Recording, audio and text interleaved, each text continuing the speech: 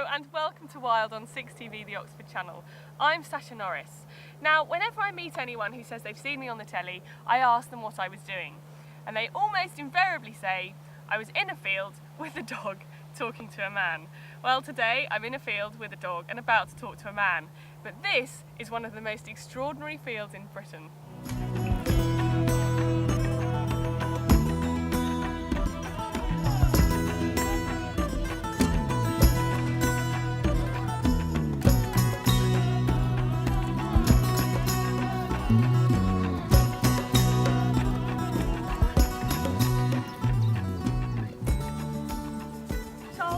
I presume.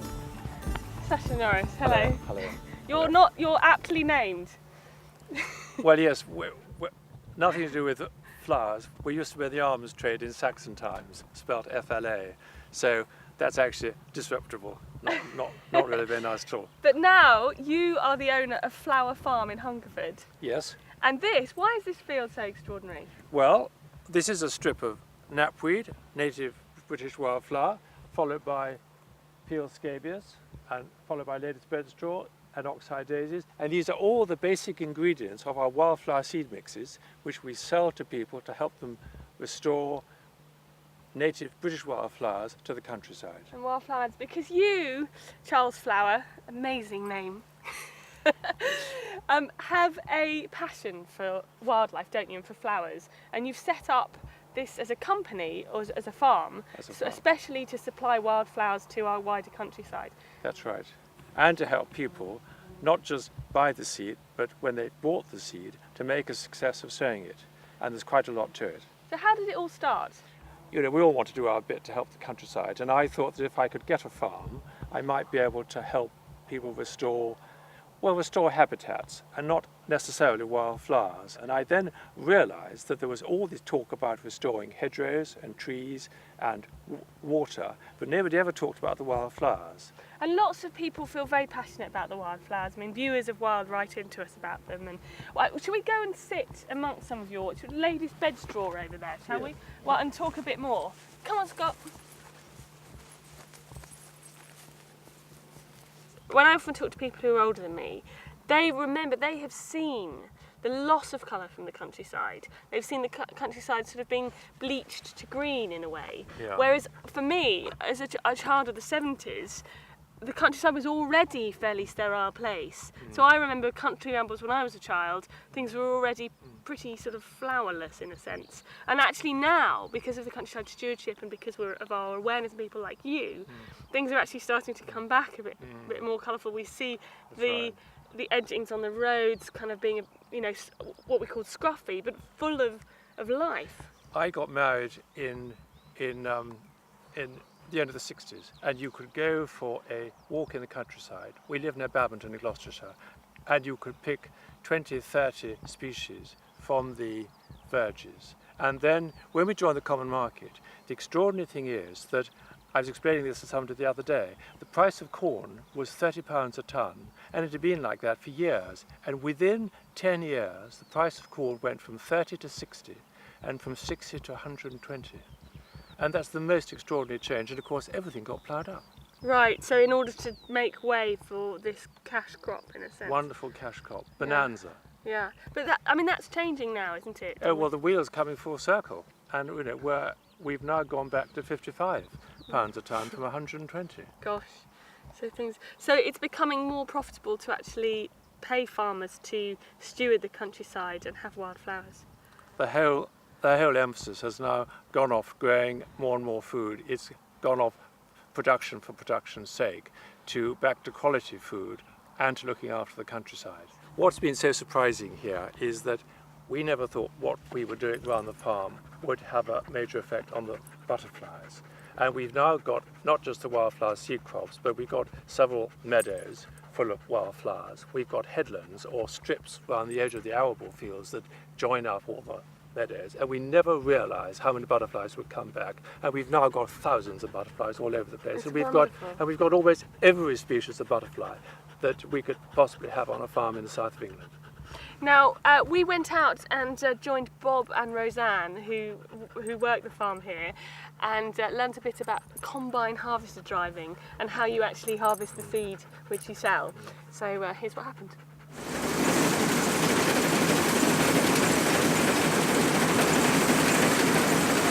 So this is what they're after. This is the seed of salad burnet. So you're harvesting this wildflower seed. Yep. And it's pure. It's a pure crop. It's not a mixture of. It's because the timing of harvesting is so difficult, and you've got to get it at just the right time. Because if you don't, it won't germinate when you sow it.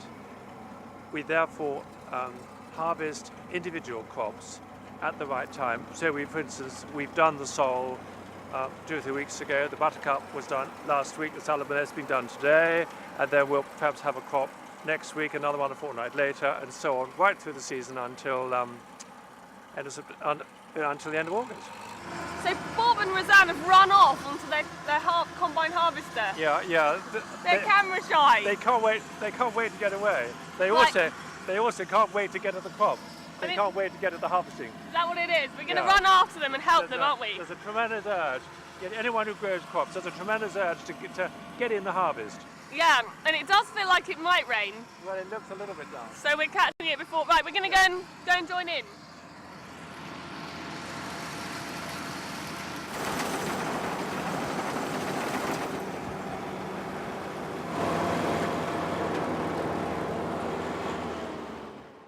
How does it work, the machine? Well, this is just a standard combine harvester. It's just a bit smaller than most. The first thing we've got is the knife at the bottom there, which cuts the crop off at whatever height we want it. Okay, so you were talking about the knife. This is the knife, is it? That's right. Mind your fingers, it's quite sharp. It looks pretty serious. The next stage is this reel, which rotates and drags the crop back to the auger. Then the auger flicks it back to that elevator, and the elevator takes it up into the threshing mechanism, where the seed is separated from all the rest of the rubbish. And you can already see, if I very carefully reach through here without sort of stabbing myself or dying, you can already see Mind your head. Here. Am I all right? Thanks. That this is what you're after. This is Exactly. the seed. And the trash goes out the back. Sam, is this your department? I'm responsible for catching what he cuts off. It sort of comes up there, does it? It travels through the machine, which has got different shakers underneath. Yeah. The seeds fall through the little holes, and the rubbish goes out the back. Yeah. And then the seed drops through onto another patch below, and is picked up by this elevator, which brings it all up this spout. Is that a sort of vacuum or? No, it's a belt with big cups on, rather like the old-fashioned watermill. Yeah. That sort of arrangement. Yeah, it scoops And then it that. scoops it up and sends it up here, and it comes out this spout where it's bagged Oh, right. from here. Okay. Right. Okay. Well, we're going to have a go. Here's some bags I made earlier. There. I've got a brand new combine harvester, and I'll give you the key.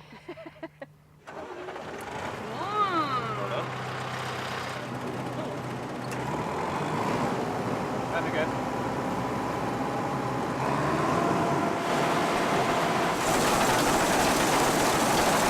Oh, okay, I see.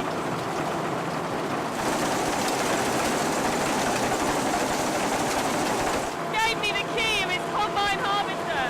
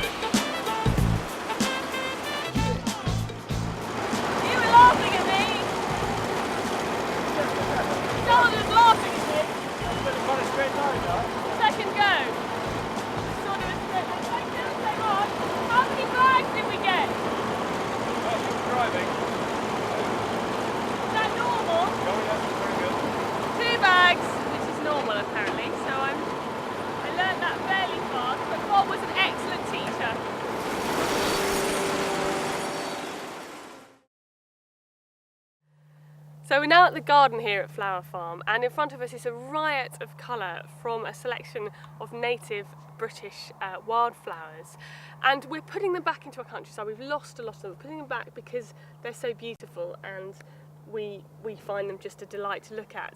But also I'm joined by Peter Marin, naturalist and writer, who's going to tell us a little bit about their significance beyond just their aesthetic value. Okay, well the flowers we see in front of us would have been a familiar sight by cornfields in the Middle Ages, probably right down to about 1850. And they appear in folklore, in poetry. Virtually every one of these flowers is mentioned in the poetry of John Clare, for example, who lived in the late 18th century. And these have virtually all been wiped out of cornfields by herbicides, because some of these flowers just got in the way, but some of them were actually poisonous, and they made poisonous bread. Can you just point out which flowers are which for us? Right. Well, the yellow one is corn marigold. Yeah. And its Latin name is Chrysanthemum sigitum. This is in fact a primitive chrysanthemum. Right. The red ones are poppies. Yay. And the blue one, which is probably the least known today, I is see the the- cornflower, which is a most unusual colour in nature. It's the blue of a midsummer sky. I mean, they're absolutely stunning, aren't they? Cool. These are mayweeds, rather badly named because they flower in June and July. Which is where we are now. Indeed. They've got quite strong scents in the leaves, some of them. Not that one particularly. Some of them smell of apple and some of them have got a horrible stink. There are various different kinds. Mayweeds are still with us, but not in such large numbers. Now this is a corn cockle, isn't it? Which would have grown in fields and caused problems. There's some over there flowering. Should we go and have a look?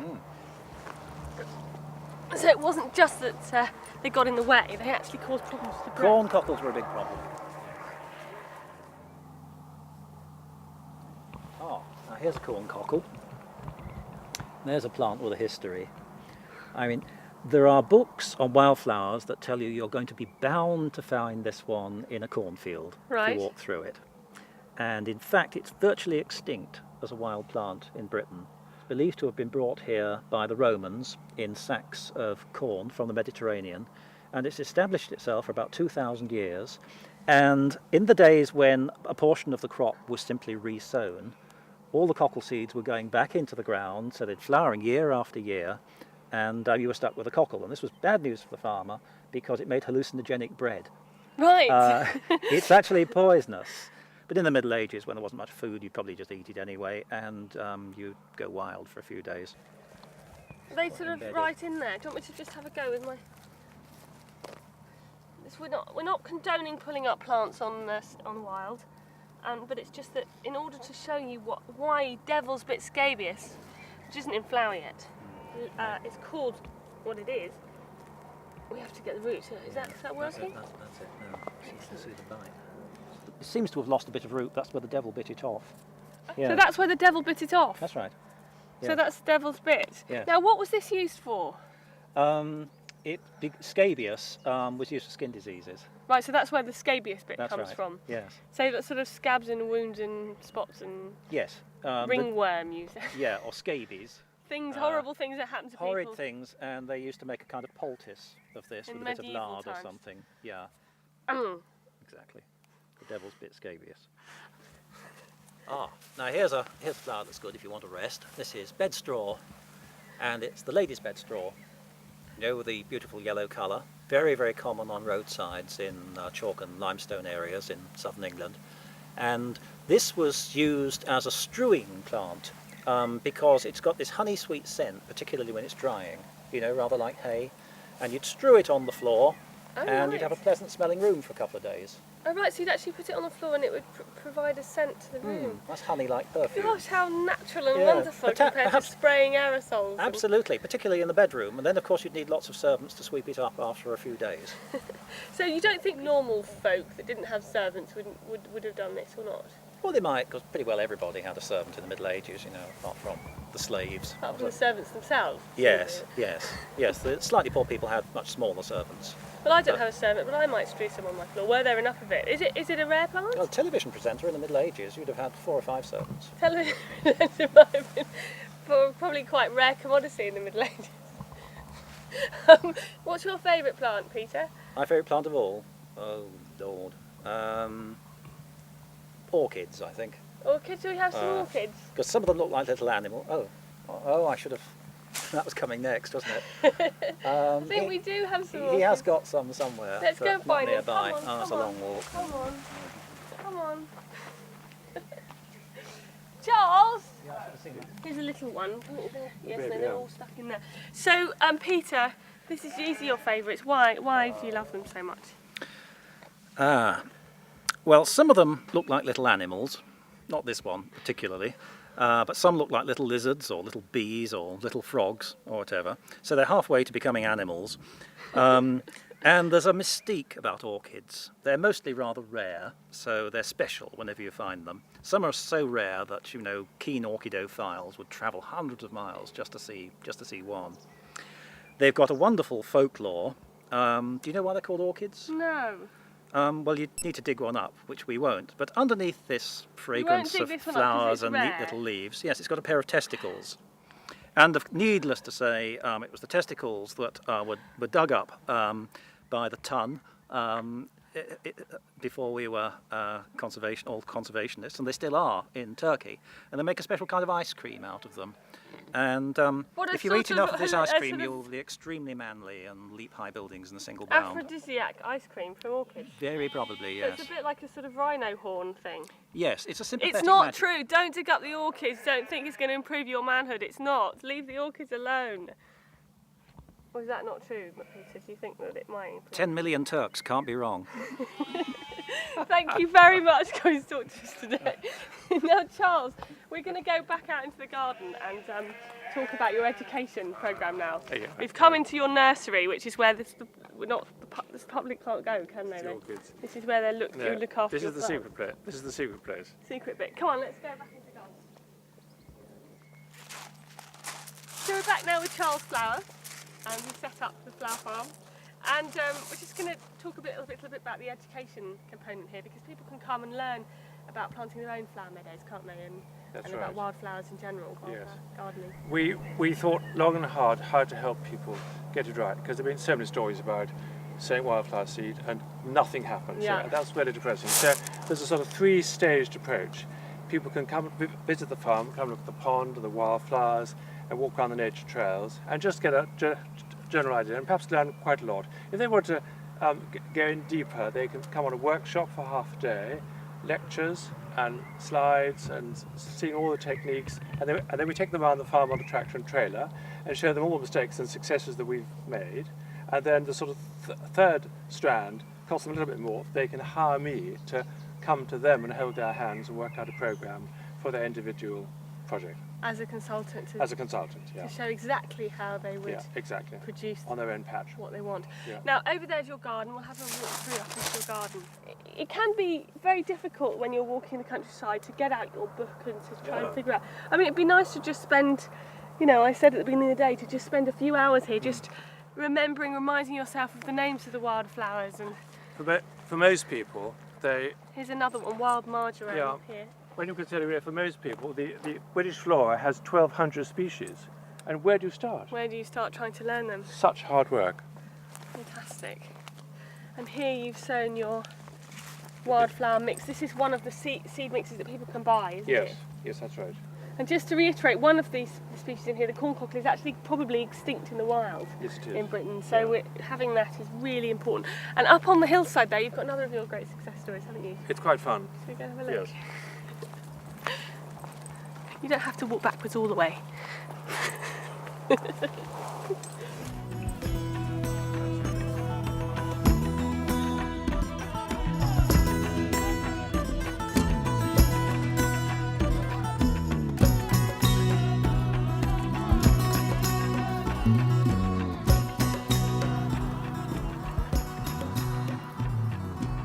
So Charles, this is another of your favourite fields, isn't it? Tell us its history.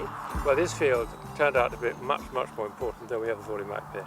This all happened because towards the end of the 1980s, it was still the received wisdom that you couldn't grow wildflowers under conditions of high fertility. So what we did, I'd noticed that one or two seed crops which we'd started to grow straight after corn had grown very well. So the fertility didn't seem to matter. So we took this field, which was about 5 acres, and we plowed it up, and we sowed a wildflower grass crop, this crop, straight away, immediately after getting 3 tons of wheat to the acre. And then we just stood back to see what would happen. When this happened, it's fabulous. Riot. And it's the best, it's the best field that we've ever done. And that completely disproved the theory that you couldn't grow wildflowers under conditions of high fertility. And if people would like to get in touch with you and come along and look at the farm or learn about wildflower growing for themselves, give us a how ring. can they do that? Give us a ring, 01672 870 782. So have that number again. This is the flower farm, Charles Flower Fantastic Flower Farm. What's the number again, Charles? 01672 870 782. Thank you very much. Thank you, Sasha. That's it from Wild this week. Thanks very much for watching. If you don't want to see me standing in another field with another man, then why not get in touch with me if you know of a woman in conservation or countryside management that you think deserves to be on the television. Phone me at the Oxford channel on 01865 55 7000, and in the meantime, why not plant some of Charles's wildflowers?